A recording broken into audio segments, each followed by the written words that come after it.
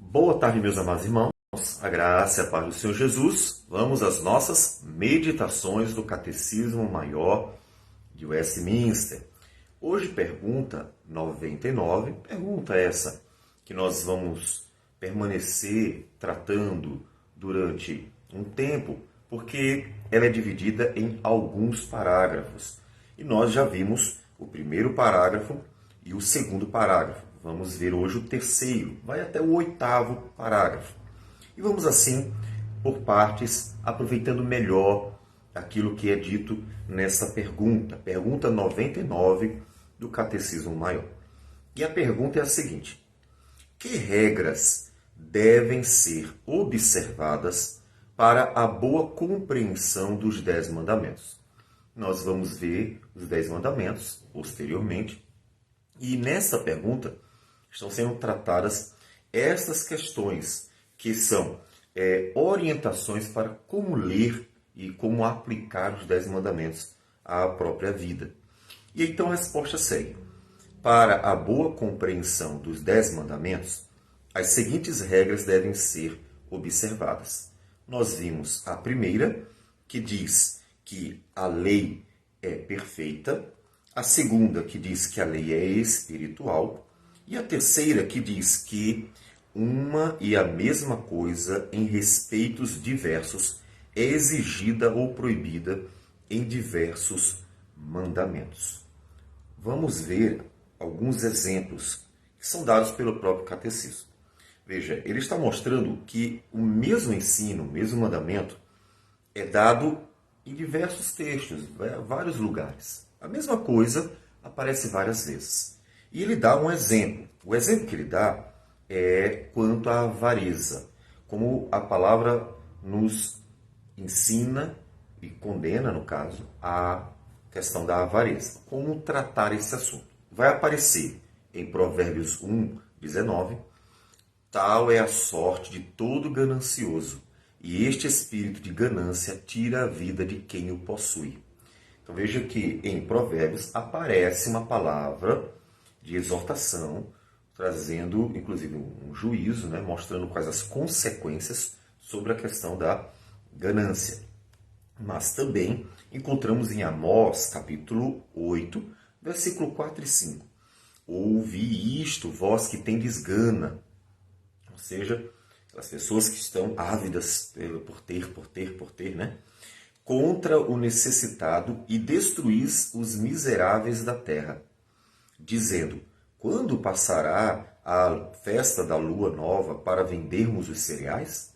E o sábado para abrirmos os celeiros de trigo, diminuindo o efa e aumentando o ciclo, e procedendo dolosamente com balanças enganadoras?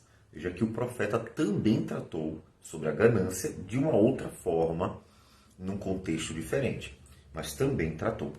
Nós também encontramos em Colossenses 3:5, o apóstolo Paulo dizendo: fazei, pois, morrer a vossa natureza terrena, prostituição, impureza, paixão lasciva, desejo maligno e a avareza, que é idolatria. Então veja que ele também fala sobre a ganância, que ele chama de avareza, e diz que a avareza ela é idolatria.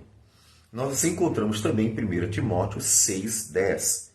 Paulo diz: porque o amor do dinheiro é raiz de todos os males, e alguns nessa cobiça se desviaram da fé, e a si mesmos se atormentaram com muitas dores. Então, observe que nesses 4 textos, 4 referências dadas pelo próprio catecismo, nós encontramos o mesmo assunto.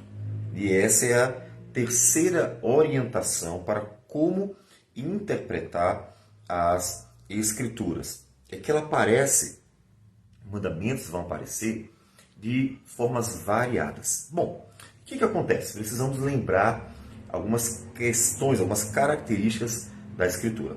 A Escritura, primeiro, que você sabe, é uma coletânea de livros, não é um livro. De fato, você pega em forma de um livro só, mas há muitos livros ali. E livros escritos durante um período bem longo. Então a Escritura é uma coletânea de livros. Nós temos Gênesis, por exemplo, é o primeiro livro. Apocalipse é o último livro. São livros diferentes. E no meio temos um monte de outros livros também. E isso foi sendo dado, né, com o tempo. Nós podemos até afirmar que desde Adão que está sendo dado. Ainda que Adão não tenha escrito. Adão não escreveu nenhum livro. Mas desde Adão, Deus está trazendo palavra. Tanto que em Gênesis nós temos o que Deus disse para Adão. Então, desde Adão, Deus vai falando. Deus vai dando palavra ao homem. Essa palavra vai sendo conservada. O povo de Deus sempre teve um cuidado de conservar a palavra de Deus para gerações seguintes. Tanto que, no período de Salomão, nós temos em Israel tanto a Escritura, inclusive aquela que Salomão também vai participar, Provérbios, Eclesiastes, Cantares. Eu entendo que Jó também foi escrito por Salomão por causa das características, inclusive temáticas, que aparecem no livro. E nesse período, outros livros aparecem. A Escritura diz que Salomão foi biólogo, tratou de seres vivos com uma abrangência grande. Provavelmente escreveu uma enciclopédia, ou seja, o homem mais sábio do mundo, escreveu vastamente sobre a criação. Mas nós não temos esse material. Por quê? Porque ele se perdeu. Se perdeu nas guerras, se perdeu no cativeiro. Isso mostra que, mesmo havendo outros materiais literários dentro de Israel, apesar de termos outros livros dentro de Israel, a Escritura sempre foi tratada com um cuidado especial. Por isso, ela foi preservada e outros materiais não foram. Ou seja, sempre houve um povo, profetas, sacerdotes principalmente, que se preocuparam demasiadamente em preservar a palavra de Deus. Claro, isso sempre motivados, inspirados, conduzidos pelo Espírito do Senhor. Outros materiais que não eram de tamanha importância, como a Escritura, terminaram se perdendo. Então veja que havia um trato singular com a palavra de Deus. E Deus foi acrescentando sua palavra pouco a pouco. Cada geração, ela recebe a palavra de Deus de acordo com a sua necessidade.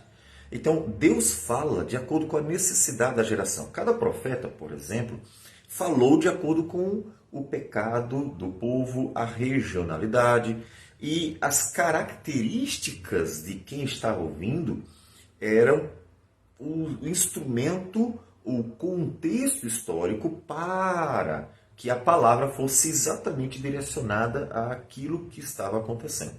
Então Deus foi falando de acordo com cada geração. Deus não falou a mesma coisa desde o princípio até o fim da Escritura. Deus falou de acordo com cada geração. Isso mostra que Deus estava atento a todas as coisas, a realidade, o que estava acontecendo. E Deus vai direcionando a palavra para cada um. Nós vemos isso também em Apocalipse, nas 7 cartas, as 7 igrejas. Cada igreja recebeu uma carta e cada carta tem uma peculiaridade.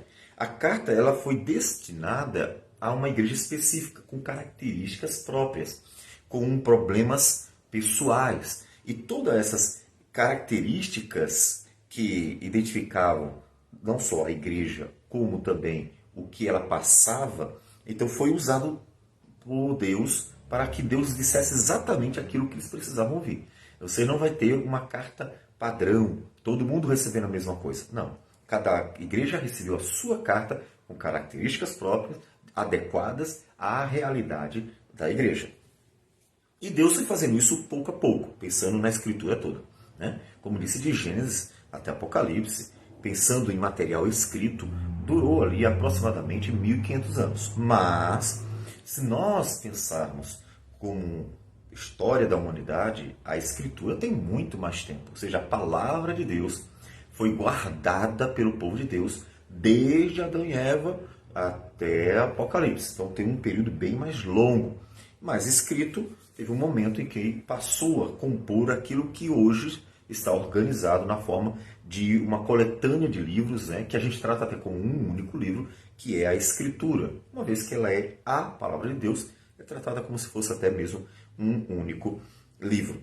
Então Deus vai revelando pouco a pouco quem Ele é seus atributos comunicáveis, incomunicáveis, e quais as suas obras. A redenção foi dada aos poucos, até de acordo com a capacidade de cada período de entender o que Deus queria revelar, o que Deus revelaria sobre si mesmo, né?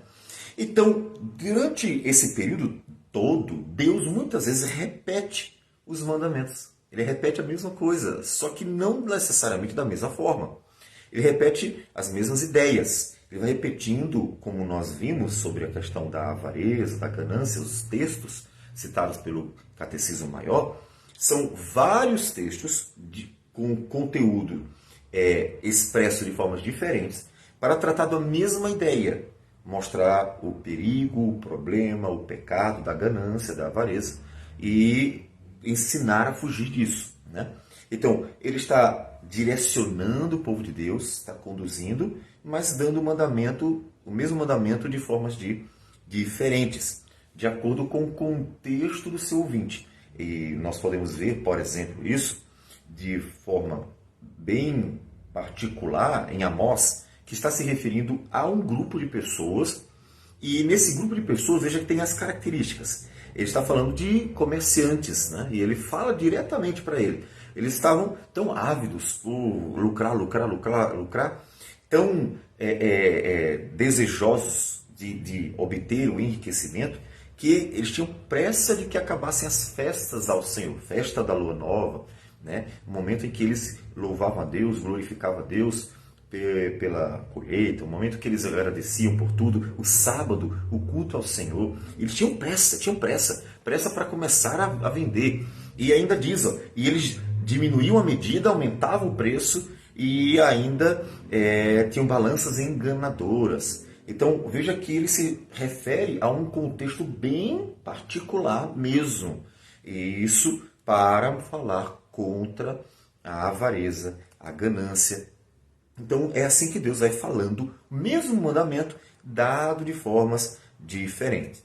Isso mostra que cada geração precisava ouvir as mesmas palavras, porque o homem comete os mesmos erros.